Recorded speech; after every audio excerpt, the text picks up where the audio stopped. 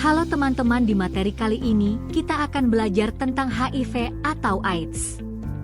Apa yang kalian ketahui tentang penyakit HIV atau AIDS?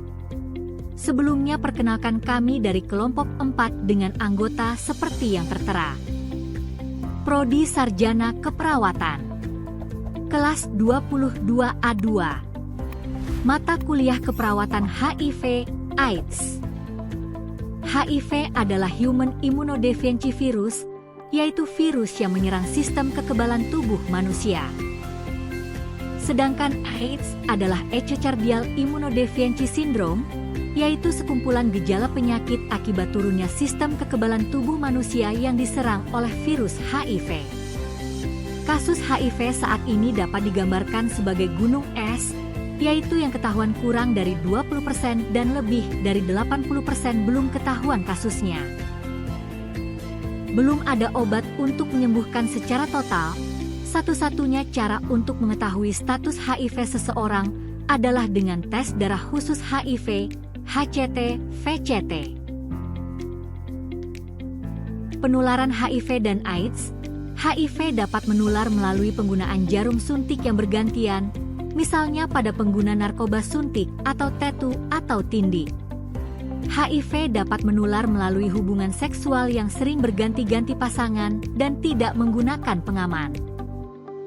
Ibu hamil yang positif HIV dapat menularkan kepada anaknya melalui proses persalinan dan menyusui.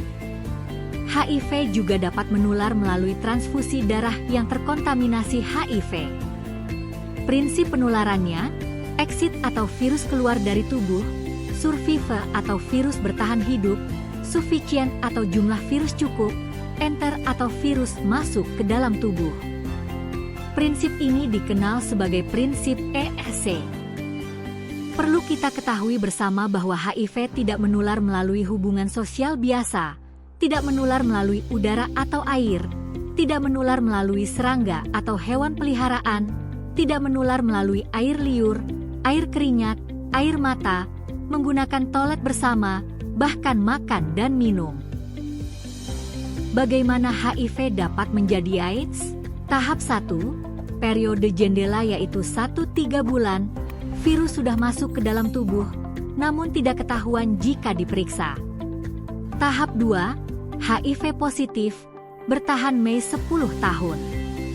Tahap 3 adalah HIV positif dengan gejala penyakit, di mana gejala penyakitnya bervariasi dan dapat bertahan lebih dari 1 bulan.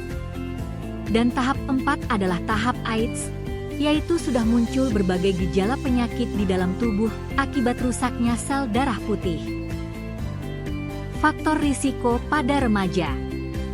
Rasa ingin tahu tinggi tentang seks tanpa informasi yang benar, pengaruh pergaulan dan tekanan teman sebaya, rendahnya penggunaan pengaman saat berhubungan, penyalahgunaan alkohol atau narkoba yang menurunkan kontrol diri, kurangnya edukasi kesehatan reproduksi. Dampak HIV/AIDS bagi remaja. Gangguan kesehatan jangka panjang, masalah psikologis, stres, depresi, stigma dan diskriminasi sosial, mengganggu pendidikan dan masa depan. Upaya pencegahan HIV/AIDS pada remaja. Yang pertama, pendidikan seks sehat dan keterampilan hidup.